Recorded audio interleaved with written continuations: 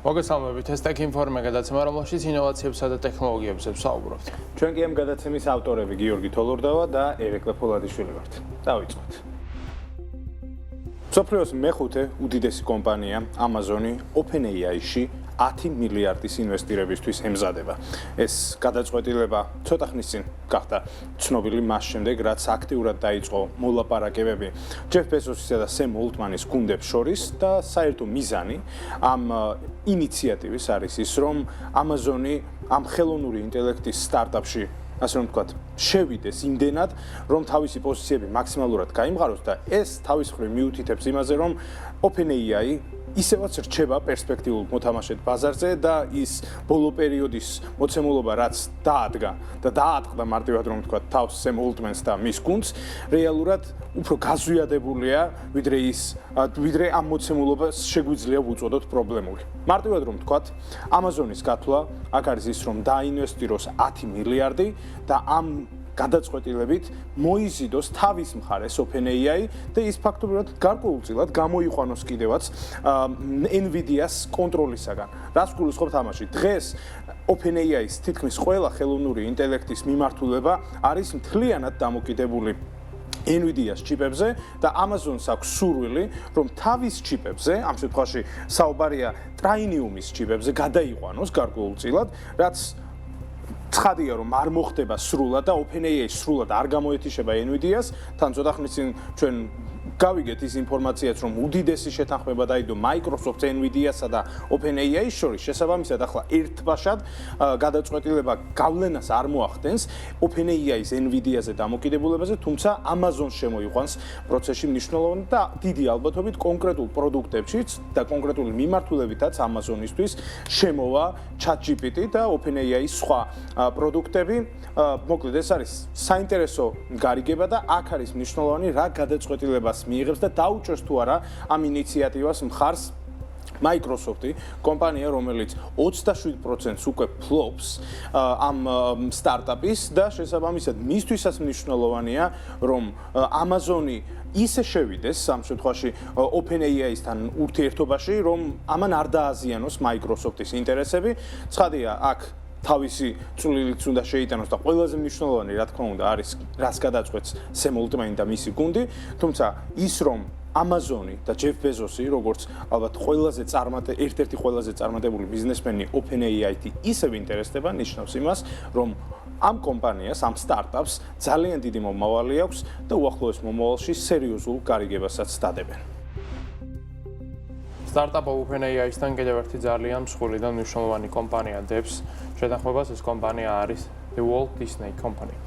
იგივე Disney, რომელიც პლანეტაზე ყველაზე დიდ ინტელექტუალურ საკუთრებას, ფაქტობრივად საგანძურს ფლობს. აქ შედის რამდენიმე ასეული კინოპერსონაჟი, მულტფილმის გმირი, ასევე ფრენჩაიზი, წიგნი და ყველაფერი ის, რაზედაც თანამედროვე გართობის ინდუსტრია დგას. შეთანხმების ფარგლებში OpenAI მიიღებს სრულ წვდომას Disney-ის არქივთან. ეს არქივი, რა თქმა უნდა, არ არის საჯარო, ის არის დაცული გრიფით საიდუმლოთი. ამასთან OpenAI-ს ექნება წვდომა Walt Disney-ის ინტელექტუალურ საკუთრებასთან. ცხადია, არსად კომპანიას არ აქვს იმისი უფლება, რომ Disney-ის პერსონაჟები გადააკოპიროს, მაგალითად, მიკი მაუსი მოიპაროს ან გამოიყენოს. ყოველ შემთხვევაში იმ ხელა სამართლებრივი დავაში აღმოჩნდება, რომ სამართლებრივი დავა იქნება წლობით, რომელსაც გარანტირებულად ყველა კომპანია წააგებს, Disney-ს ამის გამოცდილება აქვს. ბევრი კომპანია გაუკოტრებია სწორედ ასეთ ტიპის სასამართლო დავებით, მათ შორის არა პერსონაჟების დაკოპირებით, არამედ პერსონაჟების მიმსგავსების მცდელობითაც კი. მაგრამ ეს OpenAI-ს აღარ ემუქრება, რადგანაც ინტელექტუალურ საკუთრებაზე გამოყენების უფლებას მიიღებს. იგი მარტივად რომ ვთქვათ, როდესაც ChatGPT-ს გამოვიყენებთ ან Sora-ს, რომელიც კადრების გენერაციის პროგრამა, ის პირდაპირ ავთენტურ კადრებს მოგცემს Disney-ის კოლაჟიდან. მარტივად რომ ვთქვათ, თუნდაც მიკი მაუსი იქნება თუ სხვა ნებისმიერი პერსონაჟი, ის იქნება ზუსტად ის, რომელიც არის დამტკიცებული და დაცული Disney-ის ინტელექტუალური საკუთრებით. ანუ სიზუსტედთან გვექნება საქმე და AI-სთან მიმართებით სიზუსტე ერთ-ერთი ყველაზე მნიშვნელოვანი, რადგანაც AI-ს ბევრი რამე შეუძლია, მაგრამ ერთი რაც ჯერ არ შეუძლია ინტელექტუალური საკუთრების გამო, ეს არის კონკრეტული საგნების და კონკრეტული პერსონაჟებისა და ადამიანების გენერირება. სრულად ფიზიკურად აღქმა. აქ ორი ნიუანსი რთულია და მეორე მნიშვნელოვანი ნიუანსი ის არის, რომ თუ ჩვენ მას ვეთქვით, რომ დააგენერირება Mercedes-ის ავტომობილი, ის ზუსტად Mercedes-ის ავტომობილს არ დააგენერირებს მიზან მიმართულად, რათა კონკრეტულად მოდელში არ დაემთხვეს და სასამართლოდ არ წარმოიშვეს. ასევე როდესაც ვეუბნებით, რომ დააგენერირება კაცი, რომელსაც Rolex-ის საათი უკეთია, Rolex-ის საათს გავდეს იქნება ის, რასაც ნახავთ, მაგრამ თლად Rolex-ის არ იქნება. აი ეს არ მოხდება Disney-ისთან მიმართებით, ნებისმიერი პერსონაჟი, რომელსაც ჩვენ ვეტყვით, იქნება ზუსტად ის, რაც უნდა იყოს. აქ ერთი მხარე გასაგებია, რას იღებს OpenAI იღებს საგანძურთან წვდომას, ხოლო Disney-ც იღებს რაღაცას და ეს რაღაც არის რეალურად სწორა. Disney-ს ყველაზე დიდი ხარჯი აქვს, რა თქმა უნდა, ხელფასების მიმართულებით, როგორც ყველა მედია კომპანიას, ვინაიდან მას სჭირდება მილიარდობით ტერაბაიტი ინფორმაციის დამუშავება, პერსონაჟების შექმნა და საბოლოო ჯამში იმ პროდუქტების შექმნა, რომელთაც ჩვენ ვუყურებთ ფილმების, მულტფილმების თუ სერიალების სახით. თუ კი სორა ამ ხარჯებს შეამცირებს და Disney-ს მისცემს საშუალებას, რომ არა მნიშვნელოვანი კადრები დააგენერიროს და მაგალითად მულტფილმების ნაწილი სწორედ გენერაციის მეთოდით შეიქმნას, ეს ძალიან დიდი კოლოსალური ხარჯების თავიდან არიდების საშუალებას მისცემს Disney-ს, სწორედ ეს არის ის თავარი არსი, რის გამოც დაიწყო თავის დროზე ეს თანამშრომლობა. ამასთან Disney-მ მოიპოვა $1 მილიარდ წილი OpenAI-ში. ეს დიდი თანხა არ არის, მაგრამ არის სიმბოლური თანხა. ვინაიდან უკვე Disney არის OpenAI-ის არა უბრალოდ მომხმარებელი ან პარტნიორი, არამედ ინვესტორი და ინვესტორთან ზოგადად სასამართლო დავის დაწყება ძალიან რთულია და ასევე ძალიან რთულია მისი გაშვება, როდესაც კონტრაქტს გინდა ამოეწუროს ვა და ამითი თავს იზღებს Disney, რომ მაგალითად მომავალში იქ Paramount-ი არ გამოჩნდეს ან Netflix-ი, რომელსაც დარწმუნებული ვარ, რომ ძალიან უნდა ის ყველაფერი, რაც ახლა Disney-მ მიიღო. აქვე კომპანიებზე შეგვიძლია ვთქვა, ორივე სიტყვა ერთ მხარეს გვაქვს გიგანტი რეალურად, ისტორიაში ერთ-ერთი ყველაზე მნიშვნელოვანი კომპანია Disney, რომლის კაპიტალიზაცია არის $200 მილიარდი, რომელიც ძალიან დიდ მოგებასაც აგენერირებს. მეორე მხარეს კი გვაქვს სტარტაპი, რომელიც მუდამ წაგებაზეა, რომელსაც სტაბილური შემოსავლის წყაროც არ აქვს, მაგრამ რატომღაც მისი კაპიტალიზაცია არის ძალიან დიდი განვითარების პერსპექტივა აქვს. სწორედ ამიტომ $500 მილიარდი მისი კაპიტალიზაცია, ესეც არაფერია, ვიცით რომ IPO-ს უმიზნებენ და მაშინ უკვე OpenAI შეფასებას ავარაუდოთ $1 ტრილიონ გადააჭარბებს, აი ამ ზრდის მომენტუმის გამოყენებას, რა თქმა უნდა, Disney-ს, რადგანაც ის მილიარდიანი კაპიტალიზაცია, რაც აქვთ ახლა მათ მოპოვებული OpenAI-ში, დროსთან ერთად, რა თქმა უნდა, გაიზრდება. ხო, აქ ერთი დეტალი, რაც აუცილებლად უნდა ვახსენოთ და ვერ გავექცევით, არის ის, რომ როგორც ჩანს, კინოკომპანიები მიხვდნენ, რომ იმდენად დიდია მოთხოვნა მათ მიერ შექმნილ პროდუქტზე, რომ თუ თავად არ შევლენ ბაზარზე და ლეგალურს არ გახდიან ამ პროცესს, მომხმარებელს ვერსად ვერ გაექცევიან, მათ უყვართ ეს პროდუქტები და შესაბამისად მაინც დააგენერირებენ და იმას, რომ უფრო დიდი პრობლემები შეიქმნას და უფრო გართულდეს ეს საკითხი და შემდეგ კომპანიებთან თავები დაიწყონ, რაც, ცხადია მომგებიანი იქნება, მაგრამ თვითონ მათ მიმართ კეთილგანწყობას ზოგადად მაყურებლების მხრიდან შეამცირებს, უმჯობესია რომ შევიდნენ ამ ბაზარზე და ამ კუთხით OpenAI-ისთან თანამშრომლობა არის მნიშვნელოვანი, რომ ამიერიდან ყველა მომხმარებელს სრულად ექნება შესაძლებლობა, რომ დააგენერიროს ის რაც უნდა და ეს სორასაც გაუზრდის, ასე რომ ვთქვათ, მომხმარებელს. და ცხადია Disney-ის მაყურებლებს მისცემს საშუალებას, რომ თვითონ იგრძნონ თავი ფაქტობრივად ამ პერსონაჟების გარემოცვაში, რაც ალბათ ყველა ბავშვის ჩვენთვისაც იყო ბავშვობაში და ალბათ ახლა ყველა ბავშვის დიდი სურვილია. General Motors-ა და Apple შორის დაიდო ახალი გარიგება. ეს გადაწყვეტილება მას შემდეგ გახდა ცნობილი, რაც ორმა კომპანიამ საბოლოოდ გადაწყვიტა, როგორ მიუდგნენ ერთმანეთს. აქ უნდა განიმარტოს, რაზე არის საუბარი. დიდი ხნის განმავლობაში ფაქტობრივად General Motors-ის ყველა ავტომობილის სერიაში იყო ჩაშენებული ან Apple-ის CarPlay, როგორც სისტემა, ან Android-ის ვარიანტი, ანალოგი და პრობლემა რაღაც პერიოდში General Motors-მა დაინახა იმაში, რომ მე აღარ უნდა ვიყო დამოკიდებული ამ გარე მომწოდებლებზე სერვისის, თუმცა ის სერვისი, რომელიც წარადგინა General Motors-მა, იმდენად მარტივად რომ ვთქვათ, უვარჯისი იყო და ექსპერტებმა იმდენად კრიტიკულად შეაფასეს, რომ ფაქტობრივად გამოჩნდა და ცალკე საკითხია მომხმარებლებს რა დამოკიდებულება ჰქონდათ. ამ ფონზე კომპანია მიხვდა, რომ თუ ჩვენ ისევ ჩვენსას მარტივად რომ ვთქვათ, ჟარგონულად რომ ვთქვათ, მივაწვევით, ეს მომხმარებელს დაგვაკარგვინებს. ამიტომ ძალიან სწორი გადაწყვეტილება შეგვიძლია ვთქვათ, უკვე პირველი ნაბიჯი ამ კუთხით მიიღო General Motors-მა, რომელიც თავის ავტომობილებში ჩააშენებს Apple Music-ს. ჯერჯერობით ისევაც იგივე სისტემაში ჩაშენებაზე არის საუბარი, რასაც General Motors იქნის, თუმცა ეს გადადგმული ნაბიჯი მიანიშნებს იმაზე, რომ ნელ-ნელა კიდევ უფრო დიდი ალბათობით დაიხევს უკან, ან ყველა იმ სერვისს შემოიტანს თავის სისტემაში, რომელიც ისედაც იყო და შესაბამისად გამოგვია General Motors-ის CarPlay რაღაც უცნაური ვარიანტი. თუმცა Apple ალბათ დიდად არ გაყვება ბოლომდე, არ მისცემს უფლებას, რომ ყველა სერვისი მიიღოს. მოკლედ, ეს არის ძალიან მნიშვნელოვანი გადაწყვეტილება Apple-ისთვის, იმიტომ რომ ის შეძლებს, რომ თავისი პოზიციები გაიღრმაოს და რაც მთავარია, Android-ს და Android-თან დაკავშირებულ ყველა ფირმას წაართვას სივრცე და Apple-ის მომხმარებლების რაოდენობა გაზარდოს იმ კუთხით, რომ თუ General Motors-ის ავტომობილს ვყიდულობ, ფაქტობრივად თუ მაინც Bluetooth-ით არ დავაკავშირებ, მომიწევს ფაქტობრივად, რომ მქონდეს Apple Music-ის გამოწერის, ასე რომ ვთქვათ, ფასიანი პაკეტი. მოკლედ, ძალიან საინტერესო გადაწყვეტილებაა ეს General Motors-ის უკან დახევაზე და ზოგადად ინდუსტრიაში, მუსიკალურ და ზოგადად აი ამ ინდუსტრიაში Apple-ის სიძლიერეზე მიუთითებს. General Motors-ის მთავარმა დაუძინებელმა კონკურენტმა და მტერმა Ford-მა გააუქმა ელექტრომობილების სტრატეგია. ის სტრატეგია, რომელიც ალბათ არც თვითონ არ მოსწონდა დიდად, რადგანაც Ford-ი არ არის კომპანია, რომელიც დიდად ელექტრიფიკაციის მიმართულებით გამოირჩევა ენთუზიაზმით.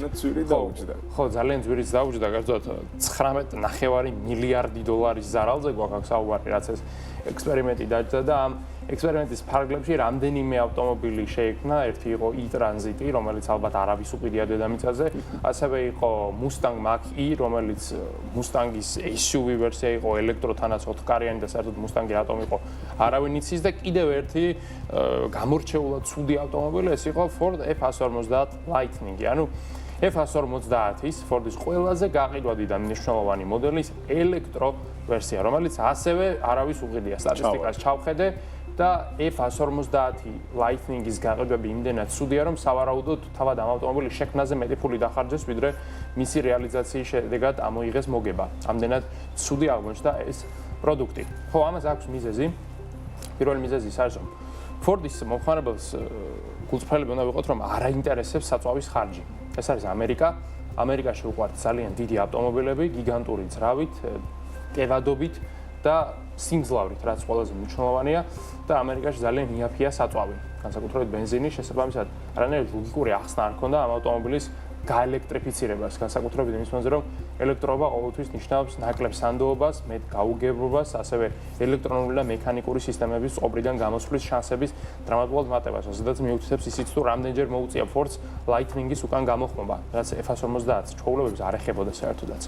ამ ყველაფრის ფონზე, მოკლედ, F150 Lightning-ის წარმოება შეწყდა, ეს არა ახალი მოდელი შექმნაზე გვაქვს საუბარი, სადაც რაც აქვთ იმასაც აღარ გამოუშვებენ და ამბობენ, რომ რაც დარჩათ სადილეროებში იმათ დიდი ფაზაკლებით გაყიდიან, თავიდან მოიშორებენ და ცხოვრებაში აღარ დაუბრუნდებიან ალბათ ამ ექსპერიმენტს, რადგანაც Jim Farley, რომელიც არის ხელმძღვანელი Ford-ისა, ამბობს, რომ Ford-ის მომავალი არ არის ისეთი, როგორც ეს წარმოედგინათ ერთ დროს ან ევროკავშირის ლიდერებს ან ჯო ბაიდენის ადმინისტრაციას. ბაიდენის ადმინისტრაციას მოგეხსენებათ, ეგონა რომ ტრამპის ადმინისტრაციაში ვართ, რომელსაც საერთოდ არ აინტერესებს ელექტრომობილები, ბაიდენს კი ეგონა რომ ალბათ დღეს უკვე ყველა ავტომობილი ელექტრო უნდა ყოფილიყო, მაგრამ ნუ ეს არ გამართლა ამის ფონზე.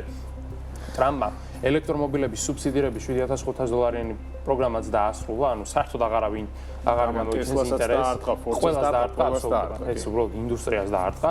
და კიდევ ერთი მნიშვნელოვანი ის არის, რომ ტრამპი უკვე მიზანმიმართულად ბლოკავს ქვეყნის მასშტაბით ელექტროდამტენების ინფრასტრუქტურის განვითარების რამდენიმე მილიარდიან პროექტს. ფოტოშორის მიწინააღმდეგ 16 შტატის მიერ სასამართლოში კოლექტიური საარჩევნით შევიდა, რადგანაც ტრამპს არ უნდა რომ ბაიდენის მიერ დამტკიცებული პროგრამებიც კი განხორციელდეს, არათუ ახლები დაემატოს. ამის ფონზე ძალიან ლოგიკურ მოცემულობას ვხედავთ, მოკლედ Ford-ი ემიჯნება უკვე ძალიან აქტიურად ელექტრომობილების ტენდენციას და კულტურას, მარტივად რომ ვთქვათ, და Ford-ი ამბობს, რომ მომავალი არის ჰიბრიდული და სინთეტიკური საწვავის, შესაბამისად არანაირი მოლოდინი და ფიქრი აღარ უნდა ჰქონდეთ უკვე არც Ford-ის ინვესტორებს, არც მომხმარებლებს, რომ კიდევ ერთხელ ვიხილავთ Lightning-ის რაღაც მსგავს ვერსია, სავარაუდოდ ახალი F150, რომელიც ერთ-ორ წელიწადში უნდა გამოვიდეს, იქნება უბრალოდ ჰიბრიდული სისტემით ხელმისაწვდომი, რაც არის ობიექტურად უკეთესი ვარიანტი, ვიდრე სრულად ელექტრო ვერსია. ასევე Ford იმაზეც ამბობს, რომ ის რამდენიმე ახალ ელექტრომობილს გამოუშვებს, თუმცა მხოლოდ ევროკავშირის ბაზრისთვის ამერიკაში მათ არ შემოიყვანს, ერთ-ერთს აი აგერ ხედავთ ახლა,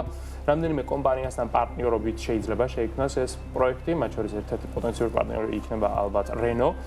და საბოლოო ჯამში გამოიყენებს Ford-ი ევროპული ავტომწარმოებლების არქიტექტურას, აღარ ჩადებს ზედმეტ ინვესტიციას და აღარ დაგვანახებს ისეთ გაუგონრობას, როგორიც იყო F150 Lightning-ი. ვიდრე Ford-ი ელექტრომობილების მიმართულებაზე უარს ამბობს, ელექტრომობილების გიგანტის და მსოფლიოში ალბათ ყველაზე მნიშვნელოვანი მწარმოებლის და შემქმნელის ამ მიმართულების ერთ-ერთის Tesla-ს შეფასება $1,630 მილიარდამდე გაიზარდა. თუმცა, აქ უნდა ითქვას, რომ ეს განსაკუთრებულად მაინც და მაინც არ არის იმის დამსახურება, რომ ელექტრომობილების მიმართულებით აქვს ძალიან დიდი გათვლები კომპანიას. ცხადია, ამ ხელა ზრდა არის თავიდან ბოლომდე დამოკიდებული და განპირობებული იმით, რომ კომპანიის მიმართ არის მოლოდინი, რომ ის სხვა სექტორებსაც განავითარებს. ამ შემთხვევაში ერთი, რაც ელექტრომობილების კუთხით აუცილებლად უნდა ვახსენოთ, ეს არის რობოტაქსები, რომლებიც მეტნაკლებად წარმატებით იტესტება და დიდი ალბათობით უახლოეს მომავალში მით უმეტეს იმ ფონზე, რომ დონალდ ტრამპი კონკრეტულ რეგულაციებს ხსნის და ფედერალურ გადაწყვეტილებებს იღებს, რომ შტატებს არ ჰქონდეთ კონკრეტული გადაწყვეტილებების დაბლოკვის უფლება, უფრო მეტად მისცემს ტექნოლოგიურ გიგანტს, რომ შევიდეს ფაქტობრივად ყველა შტატში და არათუ გამოსცადოს, არამედ აქტიურად დაიწყოს ამ პროდუქტის გაშვება, რაც შედეგს მოიტანს და მეორე მხრივ არის ის, რომ კომპანიის მიმართ არის ძალიან დიდი მოლოდინი, რომ ის მოახერხებს როგორც რობოტების გამოშვებას, ეს ერთი სექტორია და მეორე მხრივ ავტოპილოტის საბოლოოდ გამოყვანას ისეთისას, რომელიც იქნება ყველასთვის, ყველა სხვა კონკურენტისთვის, ამ შემთხვევაში იმ კომპანიებისთვის მისაღები, რომლებსაც ჯერ არ აქვთ ავტოპილოტი და შეიძლება Tesla-ს მიერ შექმნილი ტექნოლოგიით ისარგებლონ.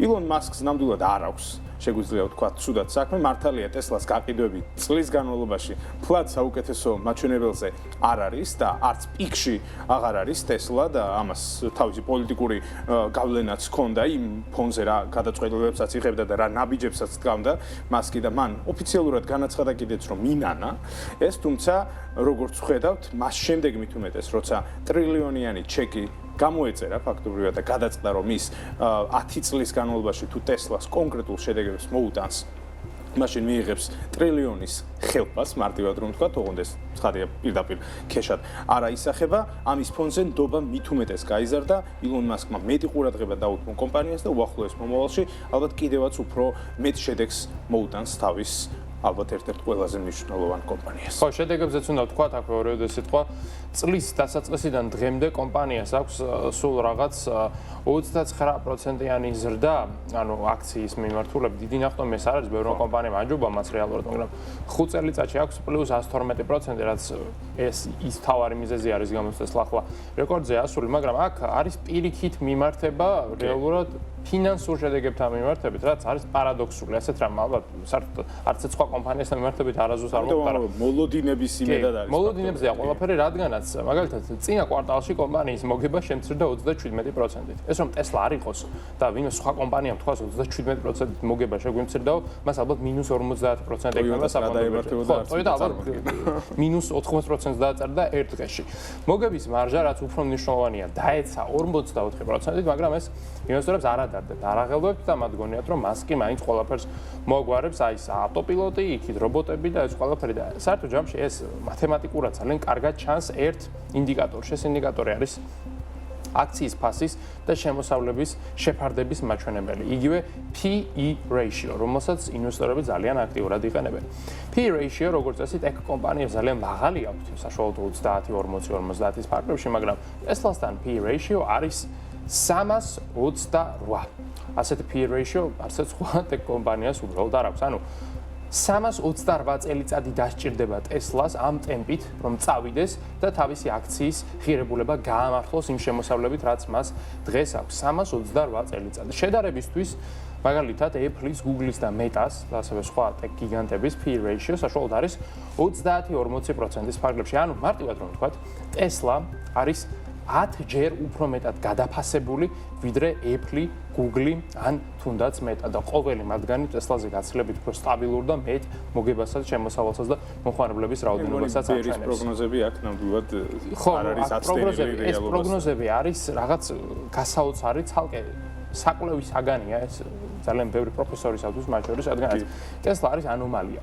და ეს ანომალია თავიდან ბოლომდე დგას ილონ მასკზე, პერსონაზე, რომელმაც ყველას უთხრა, მათ შორის ყველა ინვესტორს, რომ დაივიწყეთ ფინანსები, დაივიწყეთ შემოსავლები, ეკონომიკა საერთოდ ყველაფერი, უბრალოდ დამიჯერეთ და მე მარსამდე მიგიყვანთ. და დიდი ბუშტია. ხო, ნუ რაღაცნაირად ბუშტი გაქვს, რა თქმა უნდა, ხა 328 წელიწადი რომ სჭირდება კომპანიას ინვესტიციის ამოსაღებად, ბუშტიც აღარ არის, უკვე დირიჟაბლი ალბათ ეს უკვე, მაგრამ არ აქვს ამას მნიშვნელობა, ამის ფონზე მასკის ქონების შეფასება არის გაზრდილი 648 მილიარდ დოლარამდე. აი, ეგ არის ალბათ ერთ-ერთი კიდევ მტობის ფაქტორი. კი, ნუ იმიტომ რომ ვენდობით მასკს, იმიტომ რომ ბევრი ფული აქვს და მასკს იმიტომ აქვს ბევრი ფული რომ ვენდობით მასკს. აი, დაახლოებით ასეთი სპირალი იქნება. მეტი ბუშტი რა გინდა ეგ არის. და ნუ ამის ფონზე მასკი ძალიან მალე ალბათ უკვე წელიწად ნახევარში, 2 წელიწადში უკვე პირველი ტრილიონერიც გახდება დედამიწაზე. ამას SpaceX-ი უფრო განაპირობებს ვიდრე IPO ალბათ უკვე ამას საბოლოოდ გაანაღდებს. იგი XAI-ც რა თქმა უნდა ვითარდება, მასაც დაგეგმილი აქვს IPO და მოკლედ მასკს რა უჭირს ჩვენ ვიდარდოთ მათ შორის იმ ინვესტორებმა, რომელთაც პასიურად თუ აქტიურად Tesla გვაქვს პორტფელში. ერთ დროს მასკის მეგობარი და ახლა უკვე მისი ალბათ მეტოქე თუ მოწინააღმდეგე დონალდ ტრამპი აკეთებს განცხადებებს, აპირებებს მასკს გავსის ამითი რეალურად უყარს მას ხშირად ხმააღალი რაღაცების თქმა, ერთ-ერთი ხმააღალი განცხადება იყო ის, რომ ამერიკა ძალიან მალე გახდებოდა გლობალური კრიპტო დედაქალაქი. მან ისიც თქვა, რომ ის შექმნიდა ბიტკოინის სტრატეგიულ რეზერვს, ფედერალური ხაზინა იყიდიდა ბიტკოინს, ეთერიუმს, კარდანოს და კიდევ ბევრ სხვა კრიპტოვალუტას და ამითი რეალურად ამერიკა გახდებოდა ჰეგემონი კრიპტობაზარზე, ვინაიდან ის ხედავდა უდიდეს პოტენციალს ამ მიმართულებით. ეს განცხადება მოისმინა ყველამ, ვისაც აქვს კრიპტო და არ აქვს, საერთოდ ყველამ და როდესაც ამერიკის პირველი პირი ამბობს ასეთ რამეს, ძალიან რთულია არ დაუჯერო და არ ენდო მას. მეტი მიზეზი რა გინდა რომ ფული ჩადო. რა გინდა რომ ფული ჩადო, ეს პირდაპირ აი საინვესტიციო მოწოდება თუ არსებობს დედამიწაზე, ეს არის. საინვესტიციო მოწოდება. საინტერესოა დემოკრატებმა აქამდე რო არ უჩივეს. მაგრამ აი საინტერესო სწორედ ის არის, რომ ეს მოწოდება დარჩა. თუ მოწოდება არ რეალიზდება და ის რეალობად არ იქცევა, მაშინ უკვე დავის საგანიც არ არსებობს, სწორედ ამასთან გვაქვს საქმე, რადგანაც 2025 წელი იხურება ბოლო სესიის სენატის განხილვის კალენდარი გამოქვეყნდა, სადაც კრიპტოსთან დაკავშირებით ერთი სიტყვაც არ წერია. მართლაც რომ ვთქვათ, 2025 წელმა ისე ჩაიშხვილა, რომ კრიპტოზე ერთი სიტყვაც არ უთქვამს არავის სენატში, მხოლოდ იყო განცხადებები, შეძახილები, ტვიტები. და საინტერესო ის არის, რომ 2026 წლის პირველი 2 კვარტალის კალენდარიც არის ცნობილი და არც იქ არ ჩანს კრიპტოაქტივებთან დაკავშირებით არაფერი. ზოგადად, საბანკო საფინანსო კომიტეტი ფედერალური რეზერვის და მათ შორის სენატის არის ძალიან ისეთი უწყება და ისეთი გაერთიანება ხალხისა, რომელთაც ყველაფერი წინასწარ აქვს გაწერილი, მათი ქმედება საკმაოდ მარტივი განსაჭიროებია და როდესაც მათ კალენდარში არ უწერიათ კანონ პროექტის განხილვა, ის კანონ პროექტი იქ მაგიურად როგორ გაჩნდება, ჩემთვის პირადად არის გავიგებარი. უზრხელი რომ დავიდოთ ტრამპი ის ტიპია, რომელსაც შეუძლია ერთი დააკარგოს და მართლა შეიტანოს, მაგრამ შეუძლია, მაგრამ აი დასჭირდება ისევ ტრამპის პოლიტიკური ნება და იძულების მექანიზმების გამოყენება. ისე, როგორც ჩანს, ბუნებრივად ეს პროცესი არ მიმდინარეობს და ეს იმაზე მეუთითებს, რომ ის მთელი ემოციური განწყობა, ეგრეთ წოდებული ჰაიპი, რაც არსებობდა კრიპტოინდუსტრიასთან დაკავშირებით და რატომაც ბიტკოინი ავიდა რეკორდულ ნიშნულზე, როგორც ჩანს, არ ყოფილა რეალობა. შედეგებსაც ხედავთ. შედეგებსაც ხედავთ, ინვესტორებმა ძალიან კარგად გააცნობიერეს ეს, რომ არ ჩანს არც კანონ პროექტი, არც ბიტკოინის დედაქალაქის წოდება აქვს ამერიკას, არც სტრატეგიული რეზერვი იქნება, საერთოდ კანონ პროექტზე არც არავინ მსჯელობს. შესაბამისად, ძალიან ლოგიკურია ის რაც ხდება დღეს ბაზრიდან გადის კაპიტალი, ინვესტორები ირჩევენ სხვა საინვესტიციო აქტივებს, რადგანაც ამ აქტივების კლასის მიმართ, როგორც ჩანს, საკანონმდებლო დონეზე ინტერესი არ არის და რაც არ უნდა ტრამპმა განცხადება გააკეთოს, რომ ის დედაქალაქ შექმნის თუ რეზერვს გააფართოვებს, ეს არ მოხდება კანონ პროექტის, სენატის და შესაბამისად საკანონმდებლო ორგანოს დასტურის გარეშე. პრეზიდენტს ბევრი რამე შეუძლია, მაგრამ ასეთ რამ არ შეუძლია საბედნიერო თუ სამწუხაროდ. მოკლედ, აი ამ ვითარებაში ვართ, ჯერჯერობით არ ჩანს არაფერი ამ მიმართულებით სასიხარულო, არც ის ვისით საერთოდაც 2026 წლის მეორე ნახევარში მაინც თუ იქნება ძვრები, თუ არ იქნება, მაშინ კი ვიცით ბაზარი საითაც წავა. ასეთ იყო დღევანდელი ტექინფორმე ინოვაციებისა და ტექნოლოგიების შესახებ. ახლა ამბობ ჩვენ მომდენო გადაცემებში გაგაცნობთ. მომავალ შეხვედრამდე.